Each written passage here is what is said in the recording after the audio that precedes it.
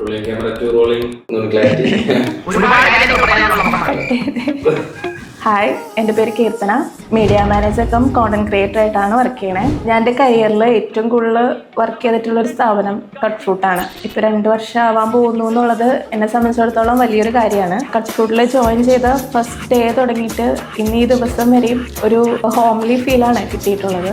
അയ്യോ, ഞാൻ എന്താ വർക്ക് പറഞ്ഞു വർക്ക് ഞാൻ ഹാൻഡിൽ ചെയ്യുന്നതാണെങ്കിലും വർക്ക് ചെയ്യാൻ വേണ്ടി ചെയ്യുന്നതായിട്ട് എനിക്കൊരു പോയിന്റിലും തോന്നിയിട്ടില്ല. ഒരു ഇഷ്ടം ഉണ്ടായിരുന്നു ചെയ്യാനായിട്ട്, സന്തോഷമുണ്ട് ചെയ്യാനായിട്ട്.